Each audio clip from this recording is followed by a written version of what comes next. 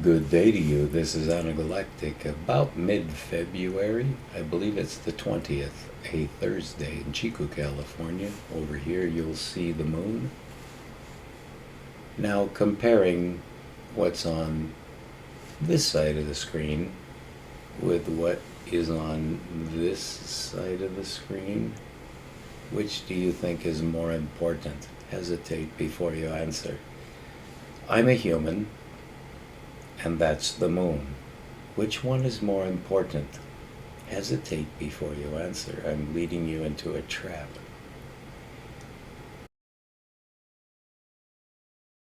So the correct answer to the question, which side is more important?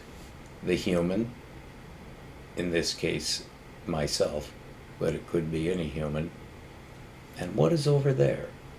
Which is not much by cosmic scale. All it is basically a large spherical rock that circles the Earth apparently forever, but that's a broad scope term. We say forever, it's like a primitive person, perhaps even myself, using the number a million as infinity, or vice versa. That can happen too. That's called the calculus, where you try to turn infinity into something manageable. Let me ask you something else about this object over here. What shape is it? Okay, it is spherical, that is correct. What other shape is it? Every sphere has a specific circle from our reference frame as a single human. So any person who looks at the moon sees a circle. Physiologists have proved that is exactly what you see, is a planar image in your mind. So your imagination is 2D. Now you know that that is a superpositional statement, and so I haven't given you all the information. So thus far it's true, because in a paradoxical situation arising from a superposition, you're trying to explain one side before you explain the other. And by doing so, you walk into the linear trap and your ankle is caught and you're hoisted into the air helpless, dangling from the end of the snare that you stepped into. So when you say circle or sphere, or when you say planar image or volume depth image, you're stating both sides of the paradox at the same time. We see in two modes, and they're simultaneous as far as we can tell. And that's the quantum paradox of consciousness, is the difference between planar, flat screen imagery in your mind, your consciousness, your imagination, which is the correct word for it. We're getting to all that in a moment. But this has to do with reality and consciousness, which is the hottest topic in science right now. It's at the top of the list for humans. Anybody who tunes into YouTube, if there's something about reality or consciousness, they're going to go there first. But those of us, I include myself, who are interested in the quantum situation, will be looking for quantum consciousness and perhaps even quantum reality. So that is the tenor of this approach that I take today to the deepest issue in science, the nature of consciousness. So over here, you see something that is unconscious from our perspective. That's a fair statement, no matter what metaphysical or fantastical philosophical extrapolations might be added, and likely should be added, but not at this moment. Before we get to the psychological projections which encompass us, and it's part of an involute paradox where we're trying to gain a frame of reference, but we're also trying to use the frame of reference that was here before we had a frame of reference. Whether you take the collectivity of humankind, which essentially could be focalized on the Earth, almost in a gravitational sense, of having a center where all humans have our feet pointing at the same point. All the humans who stand in Australia, South America, South Africa, the islands of the Pacific, from the North Pole to the South Pole, wherever human beings are standing. All of our feet are pointed perpendicularly to the line of gravity. Well, that means that your consciousness is on that line. Your consciousness is on a line of gravity of the earth. But that is not a complete portrait. You're also on a line of gravity from the sun, and you're also on a line of gravity, we think, from the center of the galaxy. Now, this object here is the closest cosmic object to the Earth. It is the closest astrophysical object to our collective consciousness, whether you take that as a point consciousness for someone who looks like this or looks like you, or you take the whole thing, which would entail an historical perspective. Does it not for you as well? You're a tiny slice of history, as well as having a position. So you have a position in time, in space, in history, which is a function of both. You're on the earth, you're stuck. Your feet are perpendicular to everyone else's feet. Your center of gravity is the same exact line of gravity, and on that line of gravity is your point consciousness. And it is a point, but it's arguable whether it's a linear point or not. So the nature of my discovery leads us directly to the solution of the consciousness reality paradox, which is celebrated and has incited some intense philosophy. Going to metaphysics, even going to the supernatural, it's hardly avoidable in some geometric sense, since we see that the universe is infinitely older than humanity, another order of infinity older than any human being, although now you're talking on a scale of 10 to the e to the fourth, or 1 if you normalize exponential notation to a unit rather than a 10. Both conventions have been used, but I prefer the unit. Then it's E5, E plus 5. That means on the order of 10,000 years of human history. 10,000 years of human history. Not 1,000. There are several thousands. We call those millennia. Myth is not a cut. And the myth of Yeshua HaMashiach as being the healer of the stricken earth, the healer of the earth that we know about, the healer essentially of the earth that has been viralized by the sordid, macabre, evil, nasty, sinful, disgusting, horrifyingly bad humans. Now there is a subplot to that plot, but now we're talking about literature. It's a story, and you're stuck in it. You're in the story, whether you care, know, realize, intuit, wonder, whatever is your attitude toward it, it's not you. It has nothing to do with you in the sense of hierarchy, except that you're low. You're almost meaningless on a strictly numerological scale. If you start with the default in science, you cannot go wrong. You cannot make a mistake. And so I'm giving you the secret of rational, logical progression. Your basis of progression must be absolutely inassailable. The problem with that is that you cannot do it unless you understand fully superpositional logic, because that is not this. That is the moon. Think about the moon for a second from your personal perspective. Now look at a personal perspective. That would be I. who am in the same frame with that.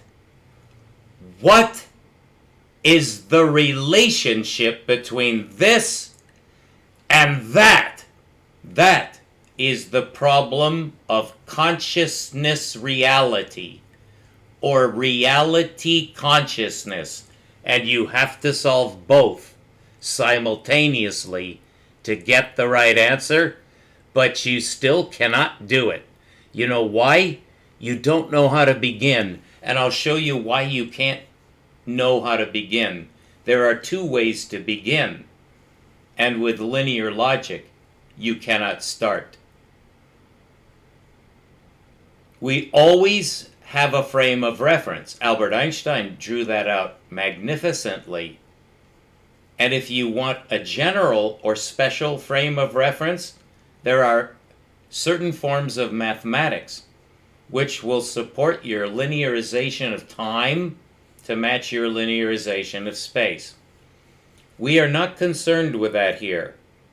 And the reason I say that, for now, is that we're beginning, and we cannot at all start with relativity.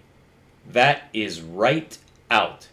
It will become part of the paradox that we must approach, but we must approach the paradox on its own terms, not with a superposed human model.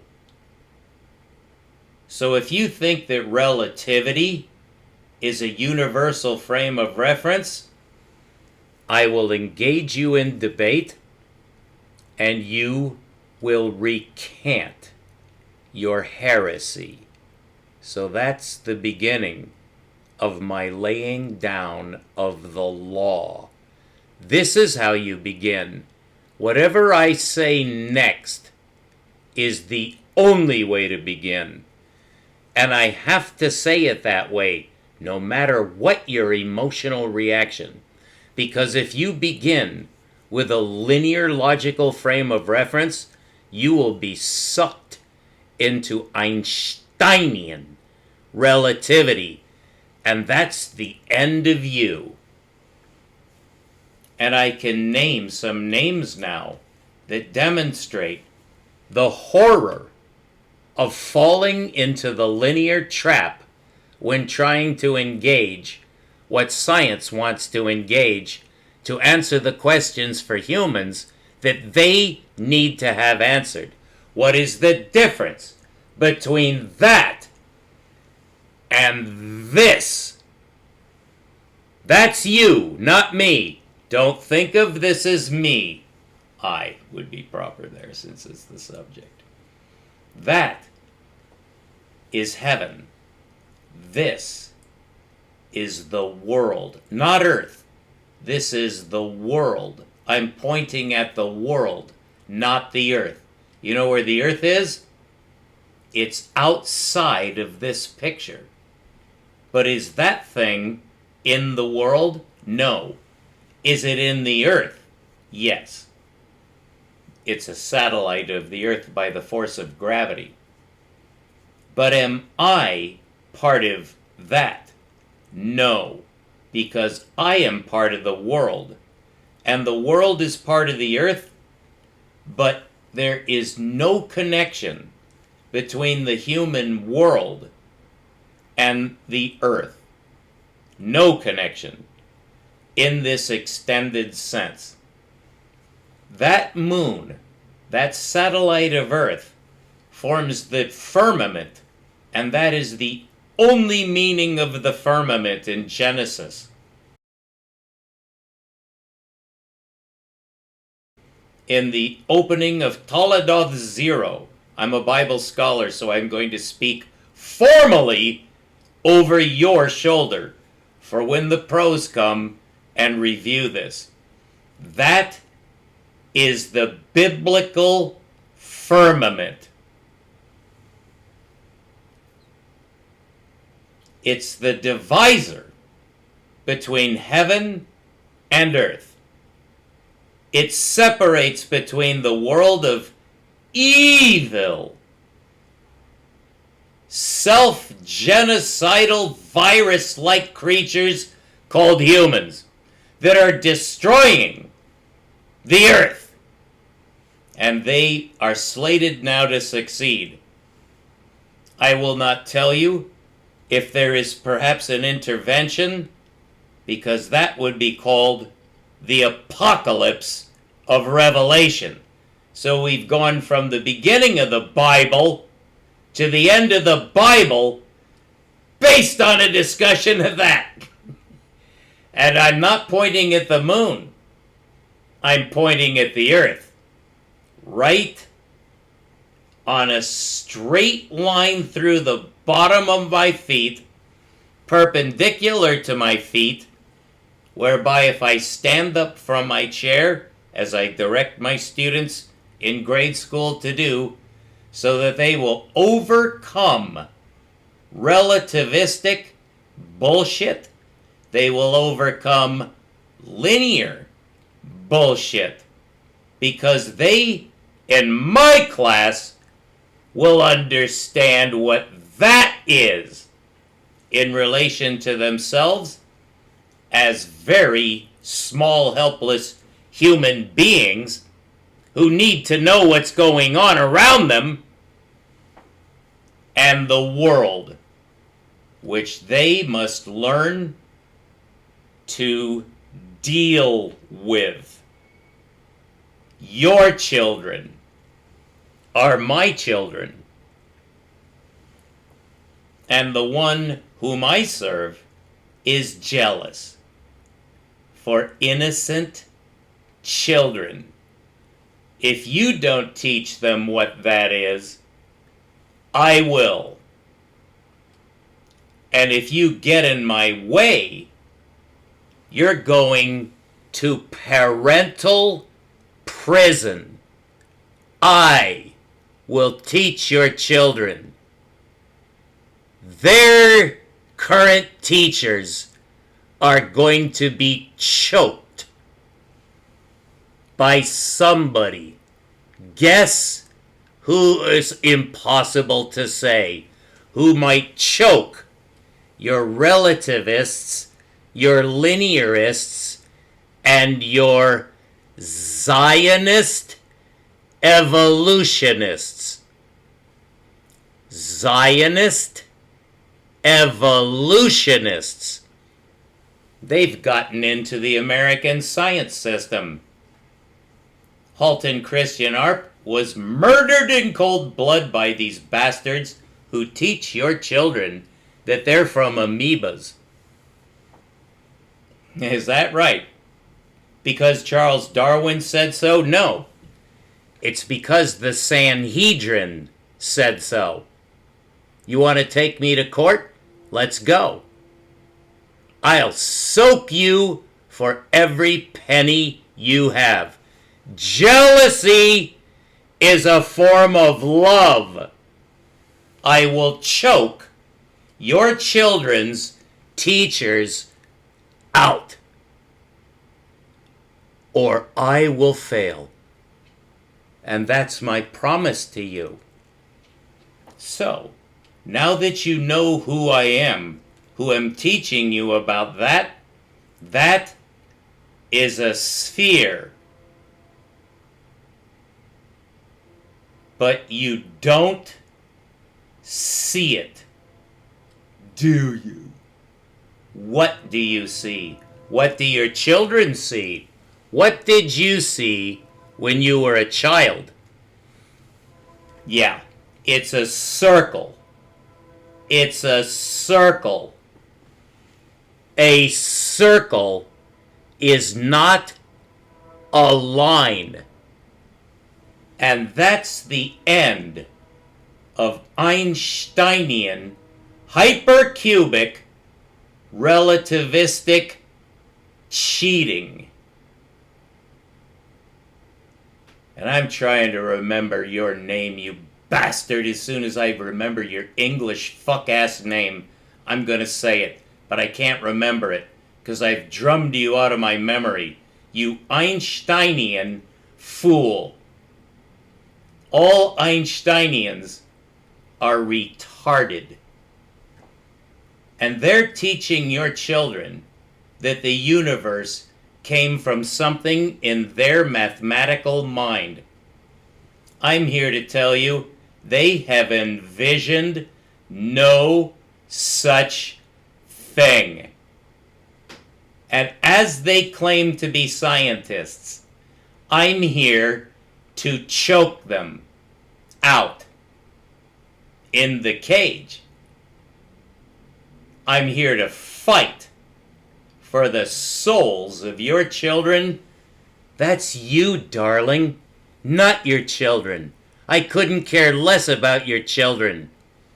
I care about my generation. That is the duty of a full-grown adult male of any nation. And nobody can deny that. That's what I do. That alone is science at its highest calling. To call the shots. I'm taking over. Your universities. And whoever is in your schools, universities, high schools, junior high, your form schools, wherever it is. I'm taking out your fucking mathematicians. I'm calling them out. And there will be a fair debate with me and them, however many you can muster. I am going to take those bastards to the cleaners and back until they cry. And if they don't cry, which means to admit they lost the debate, I will close in. And then we'll see who swings first. But whoever swings first, you're going to be choked out because I won't stop moving in. You're going to have to swing eventually. And then I'm going to take you down and humiliate you in front of your children. I won't name names. It's all of you. This is impersonal, just as that is impersonal. Does the moon exist if you're not looking at it? Yes. Okay, so there's the answer to the first fucking paradox. There's no such thing as quantum magic. There's no such thing as cosmological magic. And whatever your stupid astrophysicists have told you about the universe at any scale, they're dead fucking liars. And they're self-deceived liars, which is a moral issue. I intend to make it so. Because when it comes to who's going to choke who at the last minute of intense paranoia, when it goes to panic and you swing, you will swing first and then you're going to be choked. Because I know you and I will win. I have never lost. I never will lose. And if you want to put money on it, I guarantee you will. Because I'm going to force you to put money on it. And then I'm going to take you down. It may take 2 hours. It may take 3. It may take a series of days. There may be 2, 3, or 5 of you. There may be 10 or 20 of you on your side, with only myself on the other side. I am going to kill you in the open face of logical men and destroy you with your natural selection and your linear logic. And this will become real to the children. Only you are going to pay for what you made them suffer when you see the truth that I know. And you can't stop me. Try it. Kurt Jaimungal, you're on the roster now, honey. Kurt Jaimungal. This is Anna Galactic, bringing you the secrets of that. That's a circle, you idiot. That's a circle. Is that a Euclidean line? No. No. There are no lines in real reality. Only in your Euclidean fantasy. And as for Newton, I've got him, so bring him forward if you'd like. I will tear down every single artifice you have, for your bullshit about relativity. Your flagrant worship of Einstein. I'm almost ready to remember that guy's name, and as soon as I do, I'm gonna nail him. He's from England, one of my heroes. This is impersonal, darling. Did you respond to me? You fuck. You took my email address and then didn't respond? You're going in. If possible, I'll use you and light you as a fuse to get the ones I want, because you disqualified yourself. I don't care if you are a Boshkovich expert. You can translate Croatian. You're an Einsteinian, you lowlife. I will get you. You mark my words. You English. You rule the waves, really? Not today, you don't. English swine. God, I almost have got his name. I'm right on the verge of remembering that fucker's name. You don't turn me down, you shit. You liar. I will get you for what you tried to do to me. You think you're protecting yourself? You just lit a fire under your ass you're not going to outlive, you English. This is jealousy. This is love. Love is powerful. Love is as strong as death, and jealousy is as cruel as Sheol, the grave, hell. The flaring flame of Yah. Eat that, you Neolithic. You're gonna come clean with me.